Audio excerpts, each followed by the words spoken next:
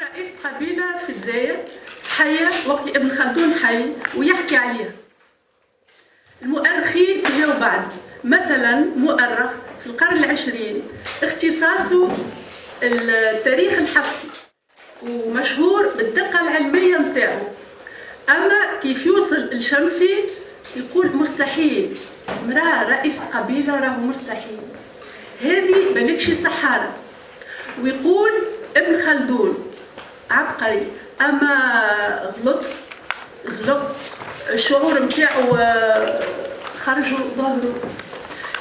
مثال ثالث، سيدة صنهاجية. احنا عندنا امرأة حكمت في تونس وقت اللي قروان كانت عاصمة البلاد، سيدة صنهاجية وقت اللي كانت تحكم في تونس. فما في مصر 6 الملك كانت تحكم، وفما رسالات يتبادلوا فيهم ما بين بعضهم. هي اخوها مات وولده صغير ياسر. الشيوخة الصنهاجية بتاع القروان وهي كانت ساكنة في المستير وقتها مشاو لها وقالوا لها خذ الحكم، وقبلت باش تاخذ الحكم. من بعد باش نلقاو احنا في كتب التاريخ المرأة هذه اللي لبست تاج ملك فوق راسها شنو اللي عملت للبلاد في صلحتها؟ باش نقراو احنا مثلا كتاب جامعة تونسية هي اللي خرجته، وش يقولوا على السيدة صنهاجية؟ اولا يعطيو سطر واحد يذكروا فيه التاريخ اللي هي خذت فيه الحكم، ومن بعد ينبذوا ويعطيونا 12 سطر على الدفن نتاعها. دفنت وتابوت من لوح الهند ومرصع بالجواهر وفما 1000 عاصي ذبحوهم و المرأة هذه دفنت قبل ما تحيا تاريخيا.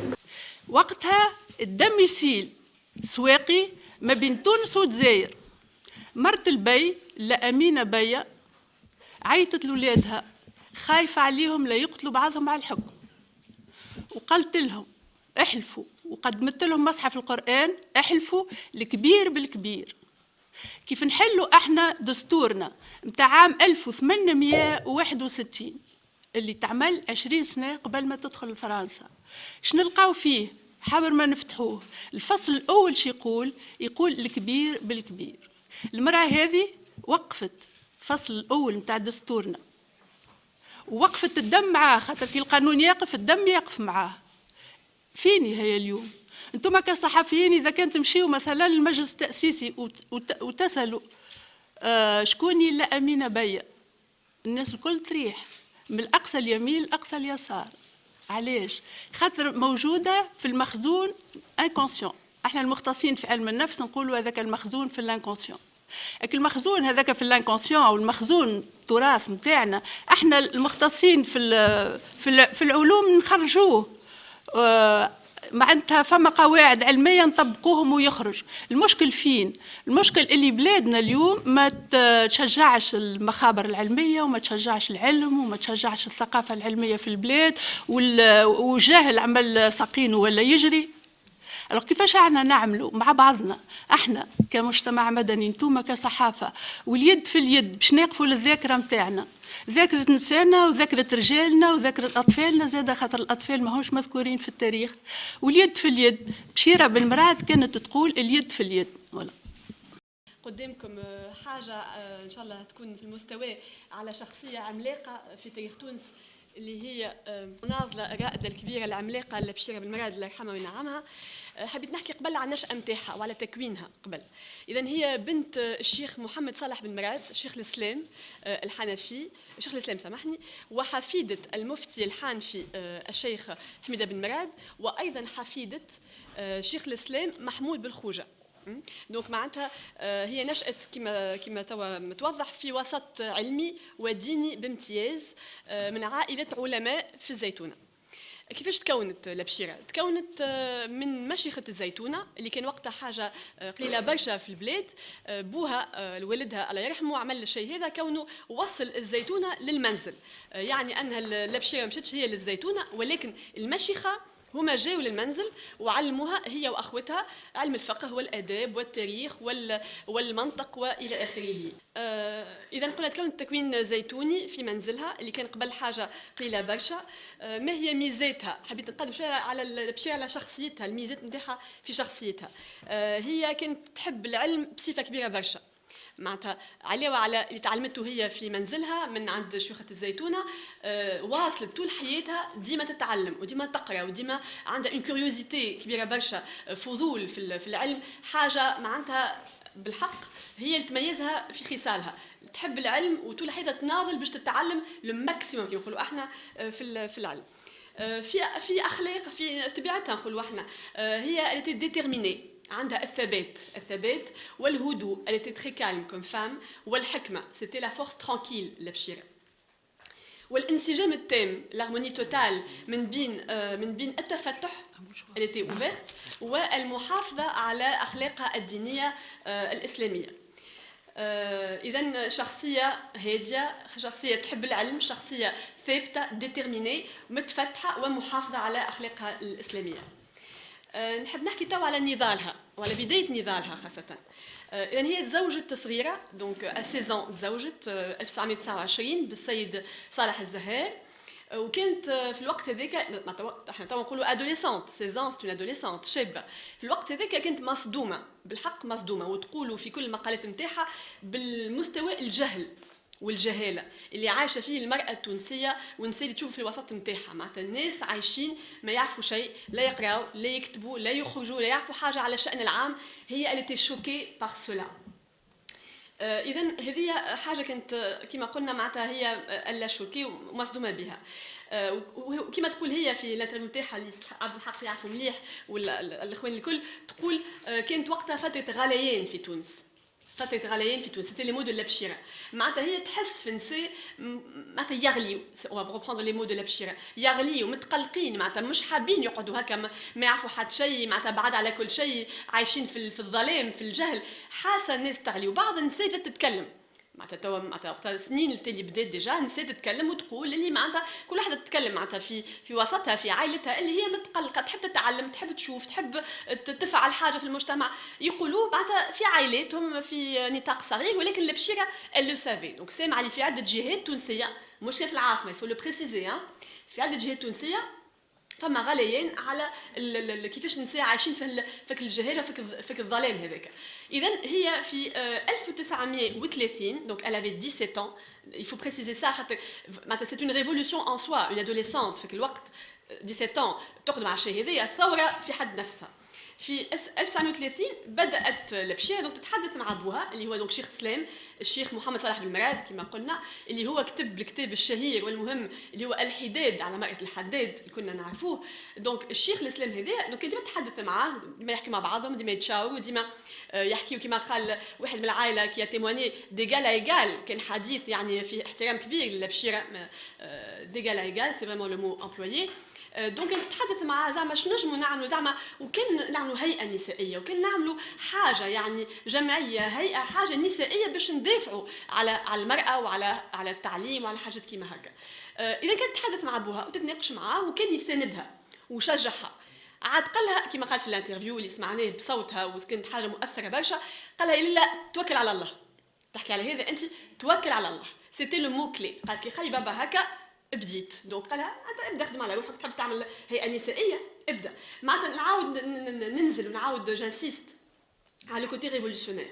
انت فيك الوقت شابه دو 17 19 سنه متزوجه ديجا، ومعناتها في وسط زيتوني محافظ ديني، اما وسط علم، وهذا لعل هذا هو السبب، وسط معناتها في اناره وفي علم كبير ياسر نتاع الاسلام دي لوميير، الاسلام اسلام الانوار، سي تري امبورطون، لعل هذا اللي كان بتدخل واكيد هو اللي اعطاها الشعله. في الوسط هذاك 17 السيده هذه تقوم ب اعطاء فكره نتاع هيئه نسائيه وحاجه للدفاع عن المراه. دونك نعاودوا نقولها بالعاني باش ناكدوا على لو كوتي فريمون معناتها ريفولوشنير كوراجو دو لا ديمارش دو لابشيره، فك الوقت هذاك وقت اللي فريمون الظلمات كانت ضوء طافي جمله عن نساء، ضوء طافي عن نساء، فو فريمون لو رابلي. اذا هذه دونك البدايه، قعدت من وقتها من 1930 وهي تحاول تحكي مع عده نساء في بعض اوساط، تعمل لقاءات صغار، اجتماعات في العائلات، في الديار، تلم العباد، ايش قولكم كي نعملوا حاجه، قاعد تحضر في الارضيه في الارضيه اللي باش تعملوا بعد 6 ans après 1936 دونك ا 22 23 ans كما قال سي نوصف بالمراد خوله بشيره. دونك فيك الوقت هذاك ان 36 اسست بصفه رسميه اذا الاتحاد النسائي الاسلامي لونيون دي فام مسلمان 1936 أول جمعية نسائية في تونس والثانية في العالم العربي بعد ما في مصر تعملت جمعية قبل. إذا هي الثانية والأولى في تونس 1936 à 22 ans. Il faut le faire. نحب نعاود نذكر حاجه اللي هي ليزي معناتها والدها ساندها وشجعها وقاعد ديما يحكي معاها ويعينها زعما بالليشانج كما نقولوا احنا، وزوجها الله يرحمه ونعمه دونك سي صالح الزهير حتى هو دائما كان مشجع ليها مساند ليها، وعمره ولا كان في يوم من الايام وقفها ولا زعما الى فريني لاكسيون تاعها، بالعكس كان ديما واقفه معها على طول المدى اللي عاش لانه مات صغير الله يرحمه. en 1900 كما قلنا 36 قلنا تكونت الاتحاد هذايا النسائي الاسلامي، وكانت عنده نضالات تدريجيه. دونك بدات هي اول نضال نتاعها كي تي تري امبورطون العلم ثم العلم. سي لا بروميير باتاي دو لابشيره معناتها سي باتو باش pour l'accès des femmes au savoir. ما تحبش النساء تقعد في الجهاله. وتقولوا في كان عندكم فوتر دوسي دو بريس عندكم مقالات نتاع لابشيره في مجله شمس الاسلام اللي والدها اسسها شيخ محمد صالح بن مراد، تقول بالحرف الواحد تقول المجتمع الاسلامي ما يمشيش على ساق واحده، لازم زوج ساقين معناتها مش ممكن. وتقول الامم الاسلاميه ما تنجم تتقدم الا ما نساء ورجال يكونوا زوز متعلمين. العلم للنساء هو حسب هي معناتها لا باز دو ديفلوبمون des pays arabes et du monde arabe, c'était et du monde musulman, هي تقول arabe et musulman, c'était ces termes que vous trouverez dans ces articles في شمس الاسلام. دايوغ عملت هي في السياق هذا عملت ارتيكل سميته علموا المرأة إن شئتم العزة والحياة. حلوة ياسر الجملة هذه، علموا المرأة إن شئتم العزة والحياة 1937 في شمس الإسلام، وعندكم في دوسي بريس cet article là. من الهدف الثاني هو تربية المرأة على الأخلاق الإسلامية الصحيحة الموافقة للإسلام، إسلام الأنوار، الإسلام دي لوميير، faut toujours qu'on le précise. هي متشبثة بالشيء هذايا، تعليم المرأة على دين صحيح، على دين قوي، على معالم دينها باش تكون عالمة في كل شيء، الفقه والتاريخ والآداب وكل شيء، ولكن عالمة في دينها. دونك الفقه encore une fois والدين كأحكام كفكر l'esprit de l'islam des lumières, on le précise encore une fois. الهدف الثالث هو المطالبة بتشريك المرأة في الحياة الاجتماعية والسياسية في البلاد. هذه حاجة طالبت بها بإلحاح، ودايوغ هي فعلت فيها، اللي هي جمعية طلبة شمال افريقيا اللي يلموا في الفلوس باش ينجموا يبعثوا منح كم دي بورس باش يقريوا نخبة رجال شمال افريقيا في اعز جامعات في العالم. وعندنا عدة وزراء مهمين في تونس، يمكن 20 وزير مهم معروفين في ليبوك بورغيبيان اللي هما معناتها في وقت لابشيره وقتها تلمت الفلوس وعانوهم باش يقراو. معناتها فريمون عروقها داخله في المجتمع التونسي على مدى طويل جدا. النقطه الخامسه، النقطه الرابعه سامحني، هو الكفاح من اجل الاستعمار. دونك بالتدريج وصلت للاستعمار وبدات دونك المونتر سا ريفولت كونتر l'occupant français وهبطت الظاهر. لابشيره اول ما نهبط في الشارع بلاش سفسري sans voile sans سفسري avec elle conduit des manifestations de centaines de femmes اللي بالسفسري واللي بلاش باش يسيحوا ويتكلموا ضد الاستعمار.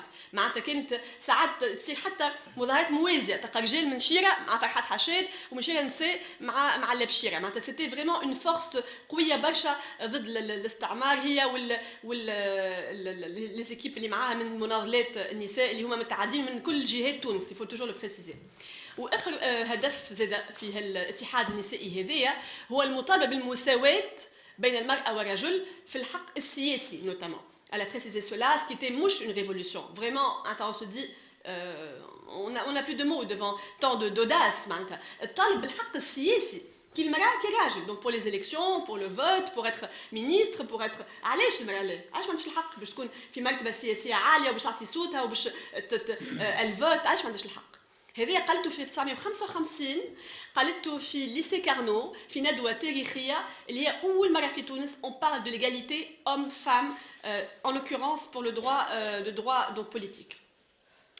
قبل ما نقدم في حاجات اخرين نحب نقول الكلمه هذه اللي فريمون واحنا فخورين به في تونس الكلنا شابات وكهلات وكبار السن احنا فخورات اللي اول ما ندافع على حق المراه في تونس حقها باش تكون في رقي باش تكون حره باش تكون عندها حق العلم اول ما ندافع على المراه التونسيه هي المراه التونسيه هي المرأة التونسية وهي لبشيرة بن مراد الله يرحمها en 1930 il faut toujours le répéter en 1930 ce qui est une époque absolument معناتها très difficile pour ce genre de combat donc اللي دافع على المرأة أول حد دافع عليها وقعد دافع عليها 26 ans durant هي المرأة التونسية je le répète encore une fois باش نحاول نحوصل عليها شنو هي لبشيرة هي كانت مناضلة شجاعة كانت صحفية لأنها تكتب دونك elle écrivait des articles في شمس الإسلام في تونس الفتاة اللي هي مجلة اللي هي أسستها مع عدة شبان donc تونس الفتاة a été créée par Labchira et par une brochette de jeunes intellectuels tunisiens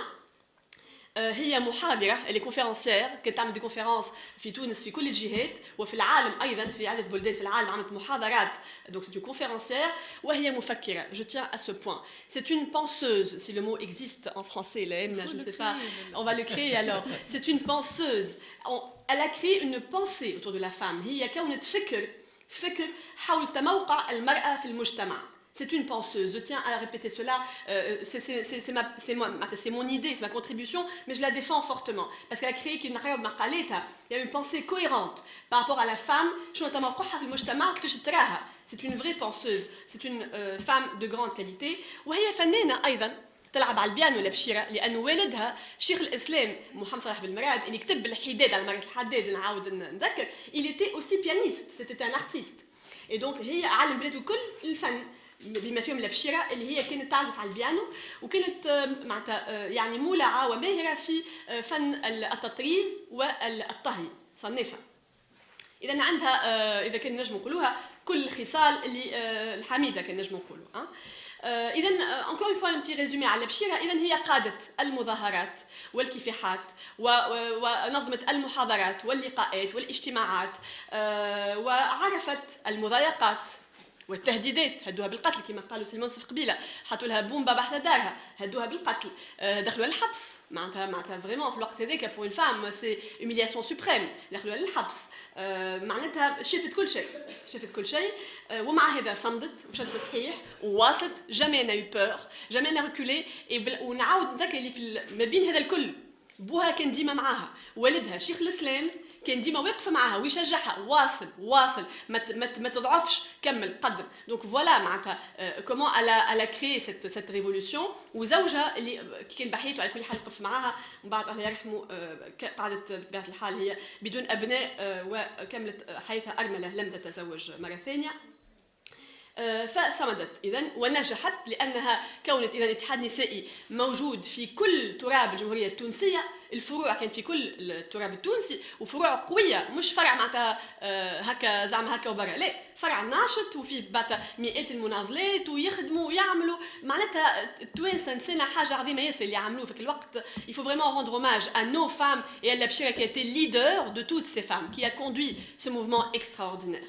إذا هي نجحت في هذا الاتحاد هذايا لأنه كان ماشي في نجاح متواصل ولو نومبر ولا حاجة كبيرة برشا رسخت نهائيا فكرة حرية المرأة ورقي المرأة le progrès de la femme l'idée du progrès de la femme et la liberté de la femme elle a pu imposer et installer durant 26 ans de combat l'idée de la femme اللي لازمها تكون في البروغري ومتعلمة وقارية وتدخل بالشأن السياسي والاجتماعي وتعاون بلادها وتدافع على الاستقلال شبيها شنقصها عندها مخ كي الناس شنقصها فما حاجة حلوة الحبيب بوقيبة الله يرحمه كان يعطي لها أم تونس حلوة الكلمة هذه كان يقولها أم تونس أما خسارة بعد 26 سنة من النضال من العطاء من الكفاح من الشجاعة من ouvrir les voies كما نقولوا en français pour toutes ces femmes et ces milliers de femmes et ces millions de femmes بعد 26 ans ربع قرن من العطاء ايش صار لها لبشيرة صار لها بعد الاستقلال قد معناتها c'était vraiment son cadeau